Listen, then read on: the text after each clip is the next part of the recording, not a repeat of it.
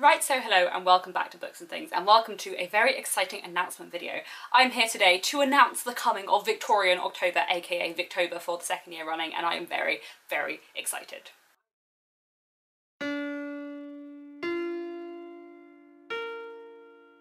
So if you weren't aware of it last year, Victober is a hopefully annual event, which is a month-long read-along for the whole of the month of October, in which we encourage people to pick up as much Victorian literature as possible, because Victorian literature is great and I always want to celebrate it. When we say Victorian literature, what we mean is any literature, plays, poetry, drama, non-fiction, published or written by a British or Irish author during the Victorian period, which is between 1838 and 1901. Last year, Victober was hosted by me, by Ange from Beyond the Pages, Alicia from Ex Libris, Yamini from The Skeptical Reader, and Kate Howe. This year, Yamini and Alicia are too busy to host Victober, but Kate, Ange and I are going to be joined instead by Lucy from Lucy the Reader. I will link the channels of the other three hosts down below, and you should definitely go and watch their channels. The basic idea of Victober is to encourage people to read more Victorian literature than they usually would during the month of October. I am planning to read entirely Victorian literature in the month of October, but you of course do not have to do that, and if you just want to pick up a few Victorian books, or one Victorian book if you don't read very much of it normally, then you can also join in Victober in that way. However, if you would like a little bit of guidance, we do have 5 reading challenges for the month of October. One challenge from each of the 4 of us who are hosting it, and also one general challenge from all 4 of us. So what I'm going to do today is going to quickly go through the challenges, go through some recommendations for my challenge and the general challenge, and also then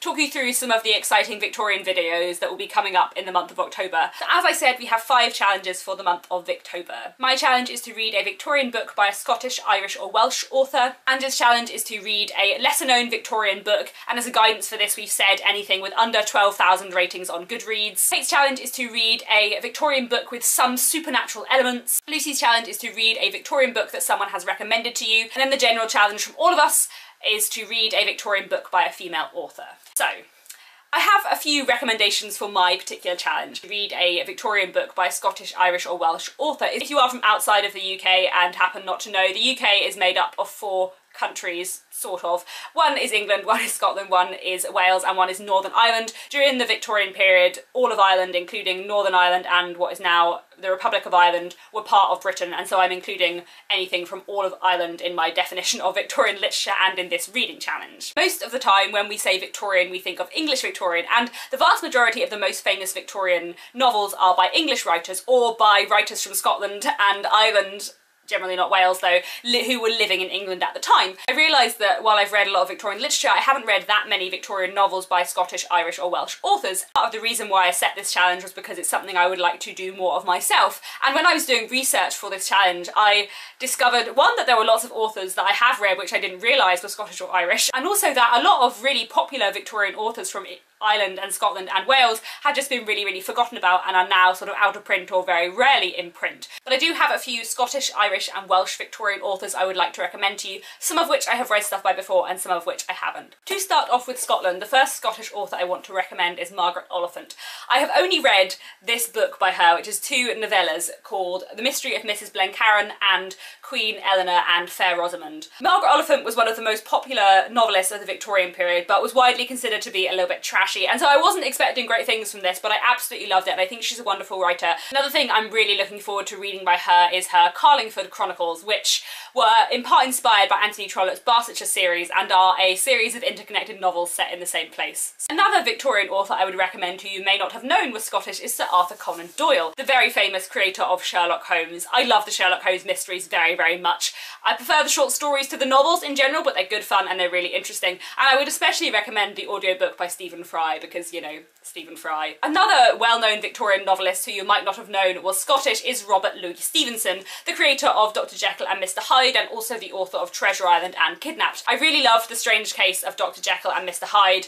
I wasn't a huge fan of Treasure Island, and I'm quite interested in reading Kidnapped, which I haven't read. He is certainly an author I would recommend, especially Dr. Jekyll and Mr. Hyde. But interestingly, those 3 authors do tend to write books that are set in England rather than set in Scotland. And I do have a few lesser well-known Scottish authors authors which I have not read much by yet but would like to in the future. One is the poet Isa Craig, who wrote a lot of nature poetry. I've read some of these and really enjoyed them, and I'd certainly like to read more in the future. I'm also interested in picking up at some point something by George MacDonald, who was a Scottish children's author, wrote various fantasy stories for children, including a book called The Princess and the Goblin, which just sounds like good fun. And another Scottish author I'm interested in picking up something by is the Reverend John Watson, who tended to write under the pen name Ian McLaren, and I'm really interested in reading his book The Bonnie Brer Bush, which apparently deals in a very interesting and slightly nostalgic way with rural Scottish life in the 19th century. On to some Welsh Victorian authors. I have not read anything by a Welsh Victorian author to my knowledge, but there are a few Welsh Victorian authors I'm really excited to pick up something by in the future. One is Alan Raine, which is the pen name of Anne Aldazia Puddingcombe. She wrote many books in the late Victorian and later Edwardian periods, and I'm especially interested in reading her book Garthowen, which apparently deals in a really interesting way with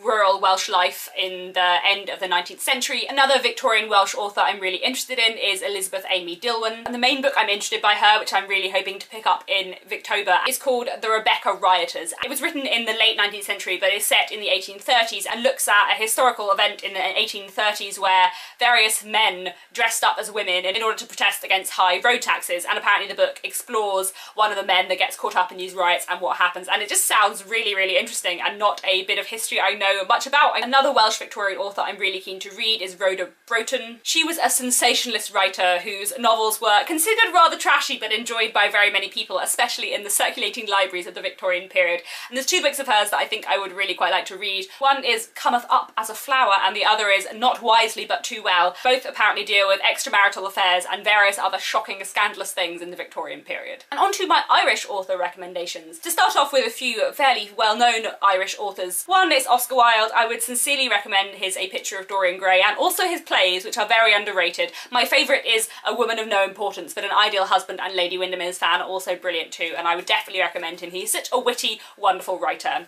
Another very famous Irish Victorian author is Bram Stoker. Bram Stoker is not my favourite. I am not the biggest fan of Dracula, as I have mentioned in passing on this channel before, but even though I can appreciate that Dracula really wasn't for me, I feel like it is for other people, so it is a recommendation if you would like to read some gothic fiction. But if you have read Dracula and were a bit disappointed, I can recommend a much better vampire novel from the Victorian period to you, also by an Irish author, and that is J. Sheridan Le Fanu. His novel Carmilla was written way before Dracula and deals with vampires in a very interesting way, and also has some serious lesbian undertones, which is fascinating for the mid-Victorian period, and hopefully I will be picking up another book by him in October. I'm looking forward to hopefully reading his book Uncle Silas, which is a gothic novel and supposedly one of the first lock room mysteries, so that sounds really interesting and I'm looking forward to that. And then two more Irish authors that I haven't read anything by that I would like to pick up. One is Charles Kincombe, who was an author and also a Fenian activist in Ireland in the 19th century, and his novel Knock and Go is supposed to be a really interesting look at kind of ordinary rural life but also the complexities of politics at the time in Ireland, so that sounds really interesting. And another Victorian or Irish novelist I'm really looking forward to picking up a book by is George Moore, and his 1886 novel Drama in Muslin was apparently banned from a lot of circulating libraries because it was considered to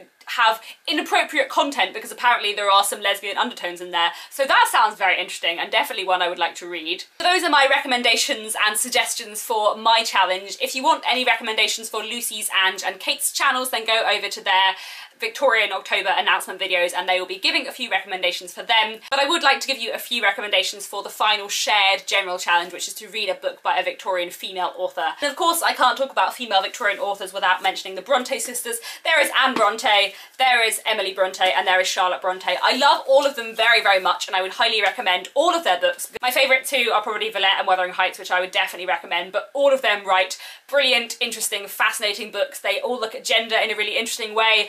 Emily and Charlotte have fascinating gothic stuff going on, but Anne is more of a realist. Another fairly well-known Victorian female author I would like to recommend is Elizabeth Gaskell, who is my favourite female author. She is my second favourite author after Dickens and she is absolutely wonderful. I recommend everything she wrote, including her novellas, which are often very underrated. But I'll be talking quite a lot about Elizabeth Gaskell in the next few weeks, as I will mention later, so I'm not going to say much more about her here. There's also George Eliot, the pen name of Mary Ann Evans, who is another well-known Victorian female author. I have read quite a few books by her. I sort of enjoyed all of them, but I don't love her. She's one of those authors I find more interesting than enjoyable, but a lot of people enjoy her writing style more than I do, and I would definitely recommend picking up something something by her if you want something more serious and what was considered very much the highbrow literature in the Victorian period. And then I already spoke about Margaret Oliphant, who is one of those authors I know I will grow to love and love the more I read of her. I've really enjoyed the 2 novellas that I've read so far, and I'm really looking forward to reading the Chronicles of Carlingford, especially because they are interconnected novels set in the same location. I know from Anthony Trollope's series that's something I absolutely love, so I'm really looking forward to that. And talking of Anthony Trollope, he obviously was not a woman, but did you know that Anthony Trollope, while being a very famous Victorian novelist himself, also had a mother, Frances Trollope, who was also a novelist. I haven't read anything by Frances Trollope, but I'm really, really hoping to read something by her in October because I love Anthony Trollope so much, and I think it's wonderful that his mother was a writer, and I like the idea that his mother would have encouraged him to be a writer because she was one too, and I think it's a shame that she is so forgotten about in comparison to her sons. I'd really like to read something by her. Another Victorian author who's well worth a read is Mary Elizabeth Braddon, the author of Lady Audley's Secret. I have mixed feelings about Lady Audley's Secret, but she's certainly a novelist who can write brilliantly, and I'm really looking forward to reading some more by her in the future. I'd also highly, highly recommend Geraldine Dewsbury. Her novel, The Half-Sisters, is one of the best books I have ever read.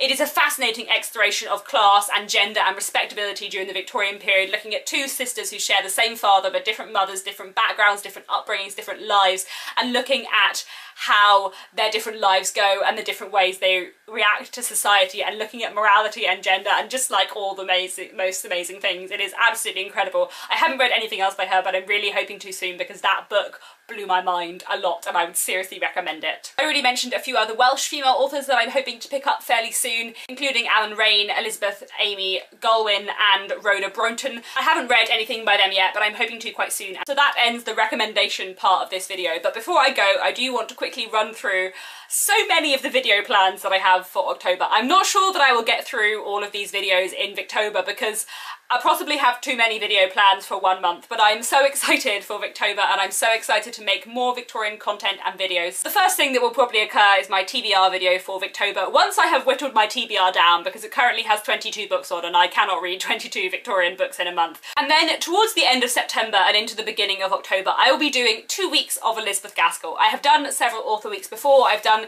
2 weeks of Charles Dickens, 2 weeks of Thomas Hardy, a week of the Brontes and also a week of Jane Austen. I will link the playlist for all of them down below, and I'm so excited to be doing 2 weeks of Elizabeth Gaskell because I love her. I love her so much, and while there are some of her novels like North and South which are very well known, there are also a lot of her other novels and a lot of her novellas which are relatively unheard of and obscure and which I'm so excited to tell you about. As usual with these author weeks, I'll be doing it from my least favourite Gaskell work to my very most favourite. We will be starting at the end of September-ish because Elizabeth Gaskell's birthday is on the 29th of September, but it will probably go into the beginning of October as well, which nicely fits with the theme of Victorian October. And then a few other individual videos I'm really looking forward to making in the month of October. I want to do a few videos on underrated Victorian books. I think I'm probably going to do one on underrated Victorian authors and one on underrated Victorian books by fairly well-known authors. I'm hoping to do a video on my favourite screen adaptations of Victorian novels, which I believe is a video I intended to do last year and never got round to doing. And then I'm also hoping to do a shout-out video about other booktubers who like reading Victorian literature, because I get quite a lot of comments on this channel saying,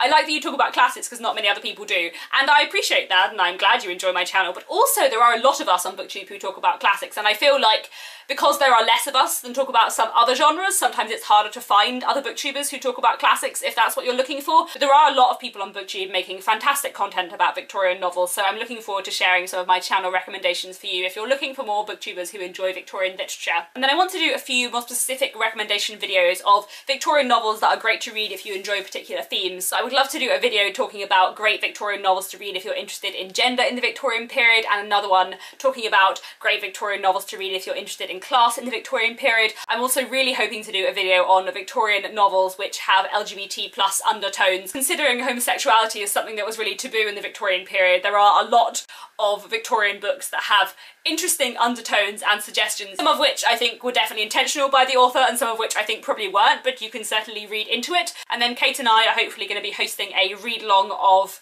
a book by Margaret Oliphant, but more on that I think later. And then another video which I'm really excited to make is hopefully my top 100 Victorian novels. I'm currently on 90 something, so as long as I get a few more books read in September and October, I will definitely be able to make my top 100 Victorian novels and show you all of the Victorian books I have ever read, and that is definitely more than enough videos to be getting on with. Please let me know down in the comments if you are hoping to join in with Victober this year and to read some Victorian literature in the month of October. I am so excited, like I'm so excited. I have been excited since last year for Victober. I'm looking forward to reading so many new Victorian books. I'm looking forward to making lots of Victorian content and watching other people's Victorian content, because one thing I loved last year about Victober was discovering so many new booktubers through their Victober TBRs and wrap-ups who I didn't know about before. I'm also hoping that I will be able to get quite a lot read this year. Last October was like one of the busiest months of my life ever. If you work in publishing, there are two main events in the year. There is the London Book Fair and the Frankfurt Book Fair, and the Frankfurt Book Fair is in October.